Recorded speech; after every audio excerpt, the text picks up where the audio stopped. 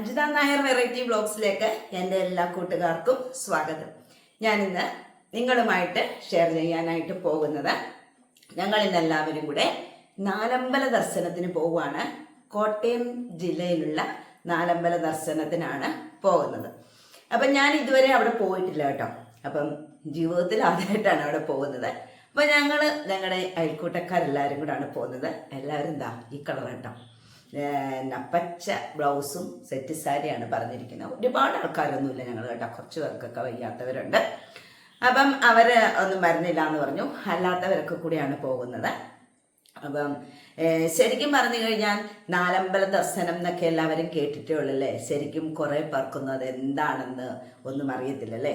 ദശരഥപുത്രന്മാരായ ശ്രീരാമൻ, ലക്ഷ്മണൻ, ഭരതൻ, ശത്രുഘ്നൻ, അപ്പം ഇവരുടെ ക്ഷേത്രങ്ങളിൽ ദർശനം നടത്തുന്നതാണ് നാലമ്പല ദർശനം എന്ന് പറയുന്നത്. എല്ലാവർക്കും അറിയാവുന്ന കാര്യമാണല്ലോ.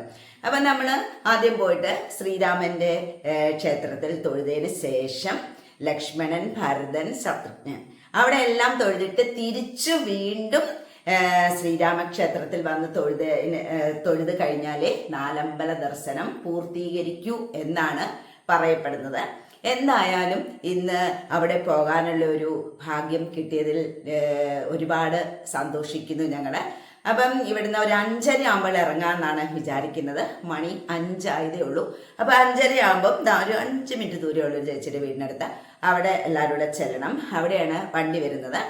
അപ്പം ഞങ്ങളെല്ലാവരും കൂടെയൊക്കെ പോയിട്ട് വരട്ടെ. പോകുന്ന വഴിക്കുള്ള വിശേഷങ്ങളൊക്കെ കാണിച്ചു തരാം. ഇതിനകത്ത് കുറേ പേരൊക്കെ പോയിട്ടുള്ളവരായിരിക്കാം. എന്തായാലും പോയിട്ടില്ലാത്തവർക്ക് വേണ്ടിയിട്ട് ഈ വീഡിയോ കാണാമല്ലോ. പോയിട്ടുള്ളവർ കാണുമ്പോഴും ഭയങ്കര സന്തോഷമായിരിക്കത്തില്ലേ ഈ വീഡിയോ. അപ്പം ഞങ്ങൾ പോയിട്ടൊക്കെ വരാം. മണി 5:30 ആയില്ല, 5:30 ആകാറാകുന്നതേ ഉള്ളൂ. അപ്പോൾ ഓക്കെ, നമുക്ക് കാണാം. അപ്പം വീഡിയോയിലോട്ട് പോകുന്നതിന് മുന്നേ എൻ്റെ ചാനൽ പുതിയ കാണുന്ന കൂട്ടുകാരെല്ലാവരും തന്നെ ഒന്ന് സബ്സ്ക്രൈബ് ചെയ്യണം, ലൈക്ക് ചെയ്യണം, കമൻറ്റ് ചെയ്യണം, ഷെയർ ചെയ്യണം. എല്ലാവരും എന്നെ സപ്പോർട്ട് ചെയ്യണം. അപ്പം നമുക്ക് ഇന്നത്തെ ഈ പുതിയ വിശേഷം എന്താണെന്ന് നമുക്കൊന്ന് കണ്ടു നോക്കാം. മണി 5:30 ആയതേ ഉള്ളൂ. അപ്പം രഘുചേട്ടൻ എന്നെ അവിടെ കൊണ്ട് വിടാമെന്ന് പറഞ്ഞ് അപ്പം അങ്ങോട്ട് പോകാനുള്ള തയ്യാറെടുപ്പാണ്. വണ്ടിയിൽ അങ്ങോട്ട് വിടാമെന്ന് പറഞ്ഞ് ഒരു 5 മിനിറ്റേ ഉള്ളൂ. അപ്പം ഞാൻ ഇറങ്ങട്ടെ. അപ്പം ഞങ്ങളിത് പോകാനായിട്ട് റെഡിയായിട്ട് നിൽക്കട്ടെ. വെട്ട ഒട്ടുമില്ല അല്ലേ? സാരമില്ല. രത്നത്തിനെ കാണുന്നില്ല. രക്തത്തിന് ഭയങ്കര പൊക്കം അല്ലെന്ന്. അപ്പം ഞാനല്ലേ പിടിക്കുന്നത്. ആ വണ്ടി ഇറക്കി ഞങ്ങൾ ഈ വണ്ടിയിലാണ് പോകുന്നത് കേട്ടോ. എല്ലാവരും പതുക്കെ കയറി.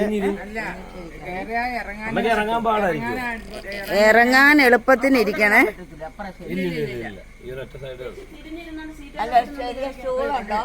ഞങ്ങൾ അങ്ങനെ 5:30 തന്നെ വണ്ടി സ്റ്റാർട്ട് ചെയ്ത് കേട്ടോ.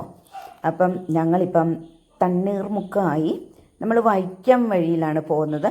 അല്ലാണ്ട് കോട്ടയം പാലയിലാണെങ്കിലും നമ്മൾ അതുവഴി പോകുന്നത്, ചങ്ങനാശ്ശേരി വഴി പോകുന്നത് നമുക്ക് ബുദ്ധിമുട്ടായതുകൊണ്ട് നമ്മൾ ഇതുവഴി പോകുന്നതാണ് എളുപ്പം എന്നാണ് പറഞ്ഞത്.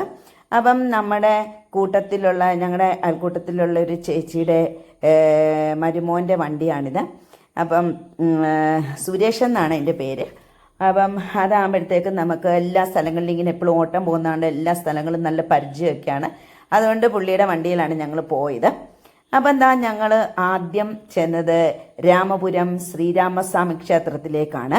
അപ്പം അവിടുന്ന് വണ്ടി റോഡിലോട്ട് ശകലം അകത്തേക്ക് നടന്നു വേണം പോകാനായിട്ട്. അപ്പം ഞങ്ങൾ ദേ അങ്ങോട്ടേക്ക് നടന്ന് നീങ്ങിക്കൊണ്ട് ഇരിക്കുകയാണ്. പിന്നെ അതിൻ്റെ വാതുക്കൽ റംബൂട്ടാനൊക്കെ വിൽക്കുന്നുണ്ടായിരുന്നു കേട്ടോ. അവിടുന്ന് കുറേ റംബൂട്ടാനൊക്കെ വാങ്ങിച്ചു. പക്ഷെ നല്ല റംബൂട്ടാൻ എന്ന് പറഞ്ഞു കഴിഞ്ഞാൽ നല്ല സൂപ്പർ റംബൂട്ടാനായിരുന്നു കേട്ടോ.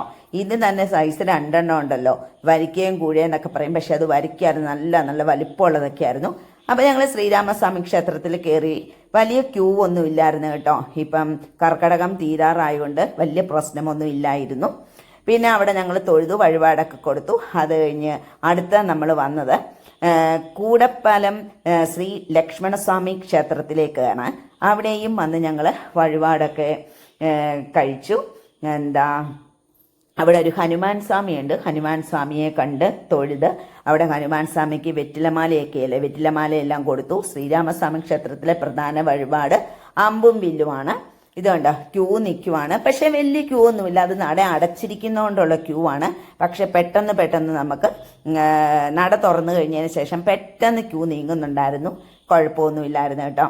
അപ്പം ഞങ്ങൾ 7 പേരേ ഉള്ളായിരുന്നു പോവാനായിട്ട്.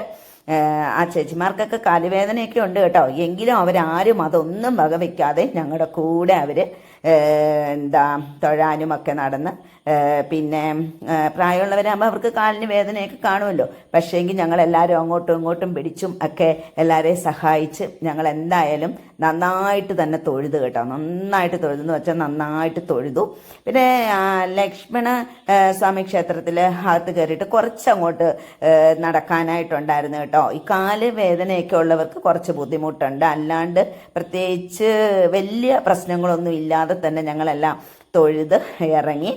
പിന്നെ നമ്മുടെ അമനക്കര ശ്രീ ഭരതക്ഷേത്രമാണ്. അപ്പം നമ്മുടെ ഭരതസ്വാമിയെ കാണാനായിട്ട് നമ്മൾ അമനക്കരയിലാണ് പോയത്.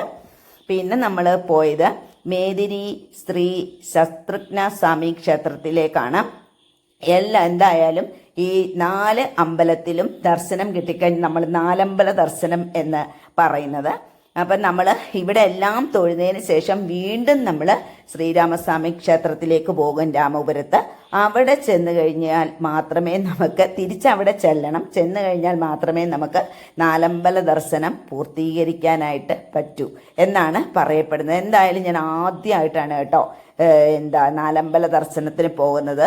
അവിടെ ചെന്നപ്പോഴത്തേക്കും മീനൂട്ട്, അവിടുത്തെ പ്രധാന ഒരു വഴിപാടാണ് മീനൂട്ട് കേട്ടോ. വലിയ മീനായിരുന്നു, ഇഷ്ടം മാതിരി ഉണ്ടായിരുന്നു അതിനകത്ത് കേട്ടോ. അപ്പം ഇത് കണ്ടോ, ക്യൂവിലൊന്നും ആളേ ഇല്ല, നമുക്ക് പെട്ടെന്ന് തന്നെ നടന്ന് ഞങ്ങൾ തൊഴുത് കഴിഞ്ഞിട്ട് ഇറങ്ങിപ്പോകുന്നതാണ് ഈ കാണുന്നത് കേട്ടോ. പക്ഷെ അവർ ഇങ്ങനെ ഈ കർക്കിടക മാസത്തിൽ നല്ല ആളല്ലേ ഈ അമ്പലത്തിലൊക്കെ, അപ്പം നല്ല ആളായതിൻ്റെ പേരിൽ അവരിങ്ങനെ പൈപ്പ് ഇങ്ങനെ ഇട്ടിട്ടുണ്ട് അകത്തൂടൊക്കെ ഇങ്ങനെ നടന്നു പോകാൻ വേണ്ടിയിട്ട്. പക്ഷേ ഇപ്രാവശ്യം ഞങ്ങൾ ചെന്നപ്പോഴത്തേക്കും ഭയങ്കര തിരക്കൊന്നും ഇല്ലായിരുന്നു. കർക്കിടകം എന്തായാലും തീരാറായല്ലോ, അതുകൊണ്ടായിരിക്കും. പിന്നെ ഇതുപോലുള്ള സ്ഥലങ്ങളിൽ വരുമ്പോൾ കാല് വയ്യാത്തവർക്ക് ഭയങ്കര പാടാട്ടോ ഈ ഫ്ലൈ ഓവർ വെച്ചിരിക്കുന്നത്. അതെല്ലാം കഴിഞ്ഞ് ഞങ്ങൾ ദർശനം എല്ലാം കഴിഞ്ഞിട്ട് ഞങ്ങൾ കഴിക്കാനായിട്ട് കയറി, എല്ലാവരും ഇവിടെ കഴിക്കുവാണ്. അപ്പം ഇന്നത്തെ വീഡിയോ ഇത്രയൊക്കെ ഉള്ളൂ. ഇന്നത്തെ വീഡിയോ എല്ലാവർക്കും ഇഷ്ടമെങ്കിൽ ഇഷ്ടപ്പെട്ടവരൊക്കെ ഒന്ന് ലൈക്കും കമൻറ്റും ഷെയറും ഒക്കെ ഒന്ന് ചെയ്യും.